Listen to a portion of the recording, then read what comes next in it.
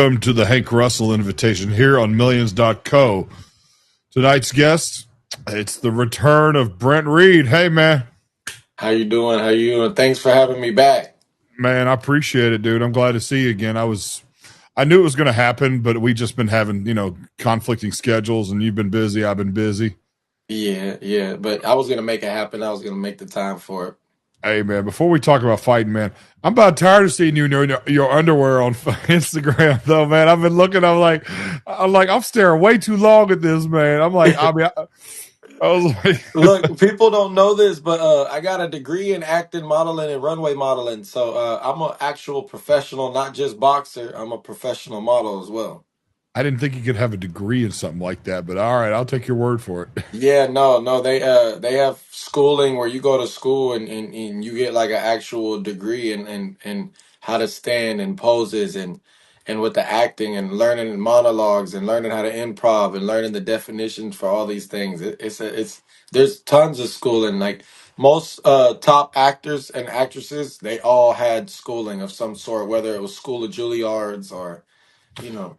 Yeah, and I kid a little bit. I only speak out of ignorance because I don't know any better. But No, yeah, it's all no, right. It's all no, right. I believe it. No, man. Like, I mean, there's education in aspects of on all aspects of life. Apparently, I just didn't think that like underwear modeling was one of them. But Well, hey, it is yeah, what it no. is. Well, they don't have a schooling for the underwear modeling, but they have a schooling on learning poses, on learning how to show up to Yeah, modeling events and learning how to speak to people and it's like a whole thing. It's my I've never met this girl, but she's one of my favorite fitness models, and her name is Afton Noon. Is her name? Afton Noon. Yes. Anyway, she does actual teaching of poses and runway poses and stuff like that as well. So oh, that's wow. one of part of her profession. See, Yeah, I'm sure she's probably got like a degree of some sort in that too to be able to teach people right? No, our she's. experience. I would love to interview her. I would love to interview her. She's one of my favorites. But I'm gonna have to look her up. I'm gonna see if I can maybe set that up for you. oh man, she's cool. I've been trying to write her for years, but maybe one day. But she's, I like interviewing fitness models and stuff like that. That's Yeah. because they actually like put in the effort as far as like the fitness side and stuff like that too. Yeah. And I'm they're I'm I'm super big on my fitness. That's why you see I'm in shape all year round. There's not a single day in my life that I've been out of shape. Maybe not fight shape, but never out of shape physically, fitness wise. yeah. So the last time we talked was a couple months ago. When was the last fight you just had? May 24th. The same one that I helped promote. Yes, sir. Yes, sir. It went well. I got a KO in 21 seconds of the first Yeah. round. Okay. So let's talk about your next one. When is it? When's your next fight? September 6th. And what weight class are you fighting at this time? The same weight class, super lightweight, 140. Okay. All right. What's your weight right? What's your current weight? I'm about 150, 151 right now, 2 weeks out. Okay. So you got time to cut weight. Yes, sir. I'm a professional, so I always make weight. I always keep it for, I always literally try my best to be professional in every It's aspect of that. it's just amazing though. Ever since I've been with Millions, I just hear about these guys. I've had like four guests who have told me they have not been able to make weight, and Oh, no. I can't put myself in that circumstance because whenever I competed, I was at heavyweight, so I never had to worry about cutting weight. You had But to gain weight. You can eat all you want and then fight. It's lovely. well, you know what? I fought in MMA, so you couldn't be more than 265. Oh, yeah. They have a cap. They have a Yeah, they cap. do have a cap. There was no super heavyweights, at least not in America, not to the best of my knowledge. Yeah. There was, but in Japan and stuff like that, but not here. Yeah, they got the super heavyweight class, or the mega weight, I think it's Yeah, called. well, yeah, super heavyweight, I believe, is what it is. If you're above 265 pounds, Yeah. but I never got above that when I was competing. But still, Yeah, no, if you want to be professional, if you want to fight professionally, learning your body and like I said, that's why I'm so in tune with fitness and being a fitness buff and a fitness fitness guy as well, because that's part of the profession, not just the fighting. It's the promoting yourself. It's the fitness aspect. It's Hmm. the making weight aspect. It's the branding yourself aspect. Yeah, right. And you've got your pro card, so you know all this. Yeah, well, I mean, even before, I mean, I just wanted to be a pro fighter so bad, as long as I've been training. And there was times I wasn't ready. Obviously, I was still inexperienced. I was still learning things. Like I'm still learning things now, but I studied and learned all these things, and I knew it was gonna be more than just fighting. So, Right. So, who's your opponent? as of now, we got two opponents, just in case one backs out, and one of them is, I believe, 0-1, and another one, I believe, was 1-6. But he wasn't he fought like 4 rounds every fight, so he was a tough guy. He was going the distance with guys. What's his name? I can't tell you right now. I have it on BoxRec. I have to look it up. No, that's fine. You know, as long as we know like where the fight is and when the fight is. Yeah, But yeah. you know, I'll tell you, man. Like, as you won your last fight, so has it motivated? Is there anything that you're critiquing for this fight? Yeah. I know. A lot of people were had good things. There's always going to be good and bad critics. There's going Yeah. to be people that say good things about winning and with a knockout in that fashion, and then there's going to be people saying that, oh, we want to see more of his skills and this and Mm, that. And I trained my absolute butt off for that fight. Like you just don't even know. I was in camp months and months and months before I even got that fight date confirmed or that yeah. opponent. So. I didn't plan on it going like that, but I trained so hard that it was gonna be a hand raise win for me regardless. No, I believe you. It's just I get it. A lot of people don't appreciate a fight sometimes when they're not battle tested, and I'm not one of those. Like I remember when Conor McGregor came back after a long stint and he won his fight in like 35 seconds or something Against like. Donald Cerrone. Was that against Donald Cerrone? Yeah. Yeah, Well, he hit him with a couple shoulder strikes, and then it was like a head kick, and then he had him against the cage and threw a couple shoulder strikes and busted his nose with a couple shoulder strikes right, before he finished him out. right, and that was when the feud between Stephen A. Smith and Joe Rogan went out because Stephen A. Smith said he felt like he wasn't battle tested enough. I'm paraphrasing what he said, but basically, in a nutshell, he said that he didn't feel like a 35-second fight was really testing to see if he's really still the man. And Joe Rogan's like, no, man, that just shows that he was confident enough to be able to get the job done against a seasoned veteran like Cowboy Donald Cerrone. Yes, So, and Cowboy, even though he was like towards his way out, Cowboy had one of the highest KO counts in UFC history at the time. He knocked out the most guys at yeah. that time. So You know, still dangerous. speaking of Cowboy Cerrone, well, here's where I'm going with this. Do you spar still? Yeah, I just sparred Saturday. I sparred 6 rounds, and man, I wasn't even breathing heavy. And before we even sparred, I was doing drills and going over things with my coach. So I had already did basically a whole workout before we sparred. And all my sparring partners, I got some of the best sparring partners in Houston. I feel I got Yeah. guys from all different sizes, all different experience levels, and these guys are good. These guys I might be the only pro that's at my gym, and we spar other places too, but these guys are very good. Like these guys are beating guys from other gyms. These guys are bigger than me. These guys are very good, and my coach has a very very good job he does with these guys that we train with. So. Yeah. Donald Cerrone said that he didn't spar towards the end of his career at all for some reason. What do you think about that? Uh, I feel like sparring is good to always sharpen. Like for instance, if you live in the woods and you chop wood every day, correct? You have a axe, and you know that axe can cut the wood because you've been cutting the wood for however many long years, right? You still every now and then before you go out to go chop wood or go out to go hunt, you're gonna every now and then still sharpen that axe, correct? Right. So it's almost the same thing in the same aspect, just different. Sparring, you still want to spar, maybe not hard sparring like when you're younger, which is dangerous, but you still want to spar. Like you still want to keep everything sharp. You still want to keep your senses enhanced. it doesn't just help with offense and with everything else and being in shape. It helps with your senses, with Mm. your your reflexes, stuff like that. So yeah, I believe sparring is a big part still. There's guys that fought pro careers for like 30 years, 20 years or whatever, and they still spar now and they don't even fight no more. But they still spar. Right. And I couldn't agree with you more.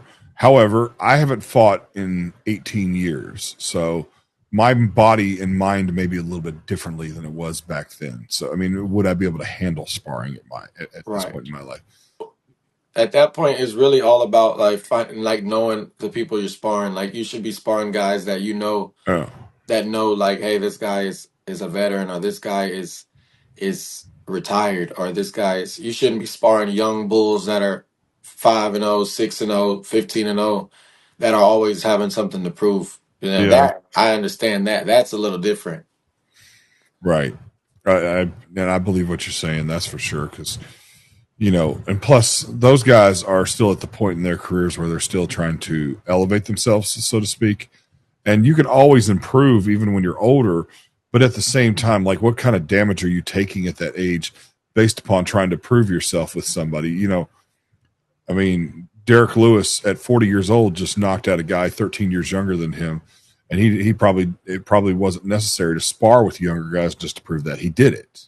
Right, right. No, I agree. I agree with you 100%. Like I said, those guys are hungry, and those guys are sparring hard, and they're sparring sharp, and they're still trying to learn and be sharp for their fights and for their peak of their careers. So somebody like a veteran coming in and sparring a young, hungry guy like that is not really smart on the health side. But if you're sparring a guy that's towards the end of his career, or if you're sparring a guy that's retired like yourself, and you guys are in there and y'all are just trying to sharpen each other or keep each other sharp, Right. it's completely different compared to trying to spar a guy on the come up and hungry and chasing something. Yeah. It's I can't imagine me training anymore for combat sports because at at this every time I get into something, I can't just be a spectator. Like, I can't do something just to be, just to be doing it. I have to have a purpose behind it. Maybe I'll do jujitsu or something like that because it's a non-striking sport.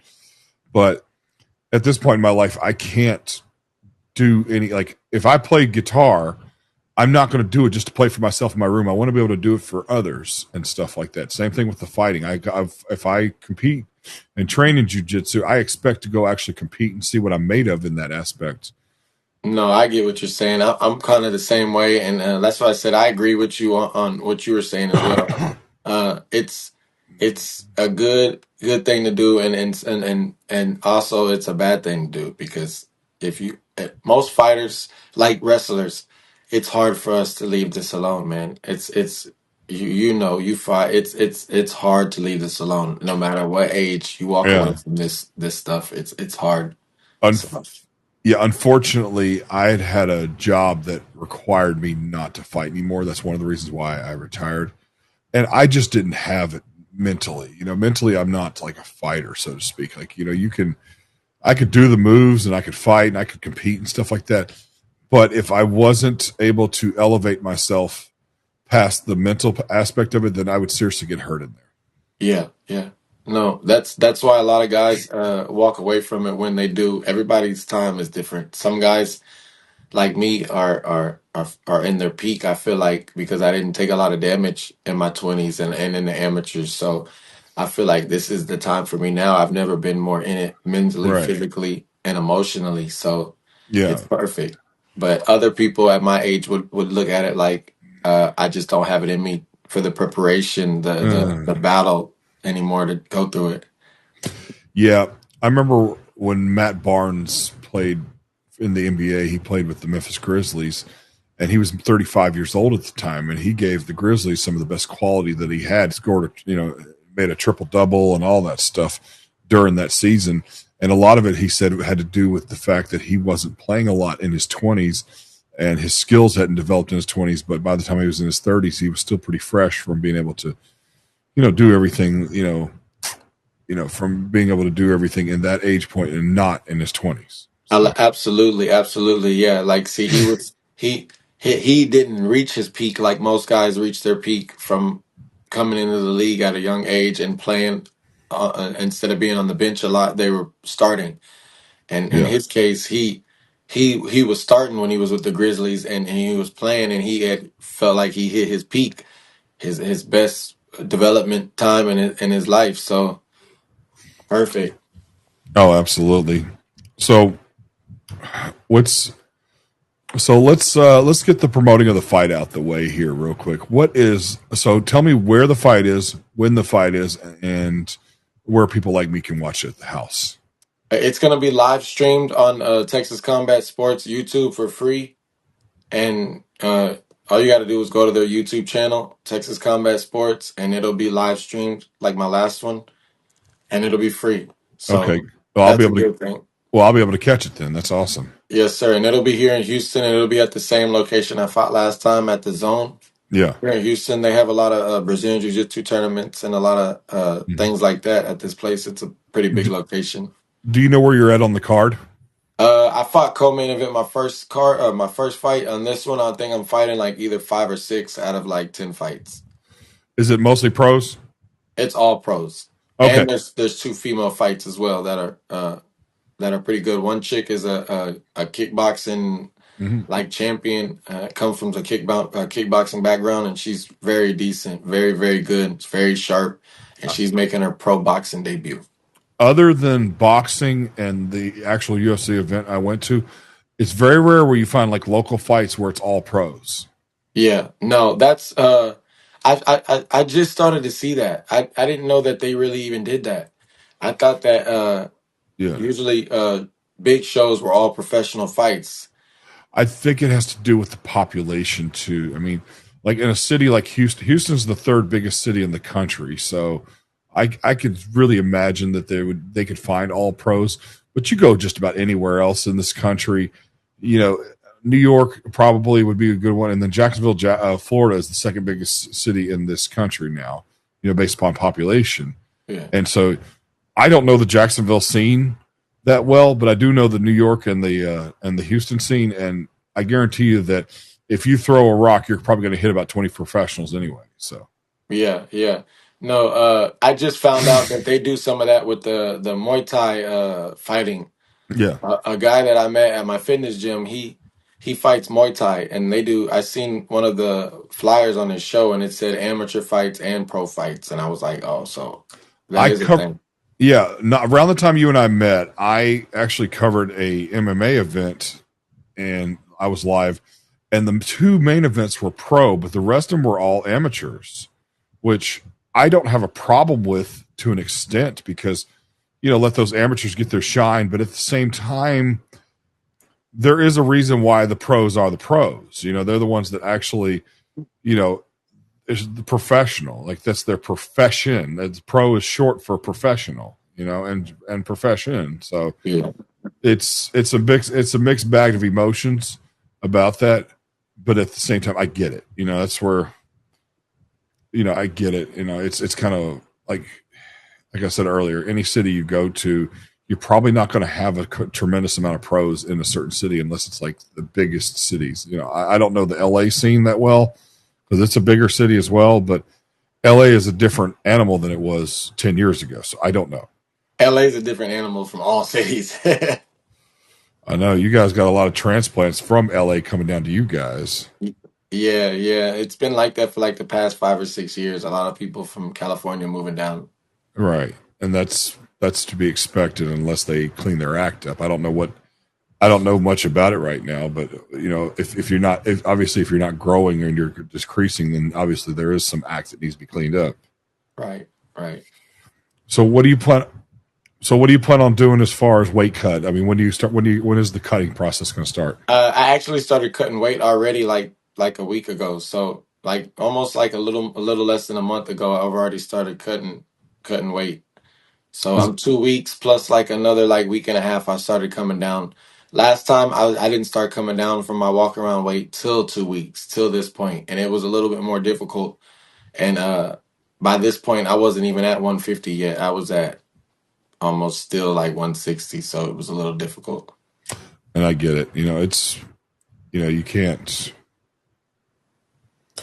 I don't know much about the weight cutting process. Like when I hear you say the last 2 weeks, I'm thinking, okay, so you're eating clean probably for the Well, last no, two. the all through fight camp we eat clean, all through fight camp. But the cutting the weight, like the carbs, cutting out certain carbs, cutting out certain chicken, cutting out and trying to stick to like fish, which is less carbs, less it adds on you weight wise, Right. less rice, less things that carbs is not your friend when you're trying to cut weight. But during camp, I'm eating healthy. Even when I'm not in camp, I'm eating healthy, and you just want to try to stay away from carbs when you're cutting. You want to stay away from bigger portions. You want to. Right. Even certain vegetables like spinach has a good amount of carbs, but not conducive to cutting weight. Right. Well, spinach is actually good for you. So, like, for instance, when I was cutting weight last time, my coach is a nutritionist as well, so he knows the diets that I need to be on during my weight cut. So he had me eating egg whites with spinach, just so like the egg whites gave me just enough protein to get through the day, and it didn't make you feel weak. And the spinach was good to for the greens for the body, and just to extra to add like another additive to the egg whites. Yeah, and that's all. Like I hate to say it, but that sort of stuff is above my head because, as you can see, I'm not. I've never really. I actually have done plus size modeling in the past for DXL, but I'm good. Like I don't. I've never had to worry about cutting weight because I never have. I mean, even if you cut off one of my, I'm 6'2", but you cut off one of my legs and I couldn't make cruiserweight. It's just how it is. I mean, maybe if you cut off one of my legs, I can make cruiserweight, but I don't know. I think yeah, man. So before I let you go, man, you got anything you got to say? No, I was just turning the volume up. The volume started acting up. No, I want to thank you again and let everybody know that September 6th, you don't want to miss it. I plan on making history again and proving everybody that lightning does strike twice in the same place. So, I, I love it, ladies and gentlemen. It has been nothing but a pleasure talking to this guy again, Brent. I hope to do this again with you in the future.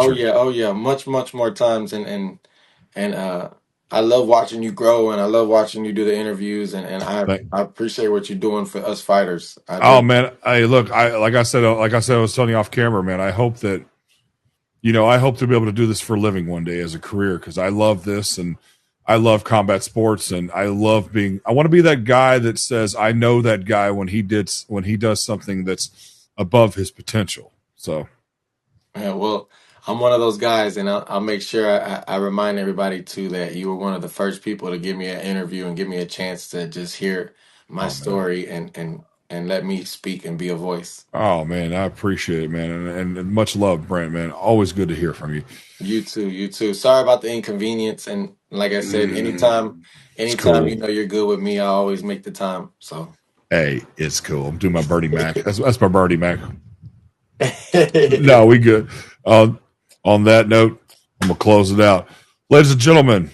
It has been nothing but a pleasure talking to Brent here. You could have been doing anything else today, but you decided to join Brent and I, and we sure do appreciate that you did. This has been the Hank Russell Invitation here on Millions.co and on live on YouTube. And until next time, y'all have a pleasant evening. Peace. All right, man.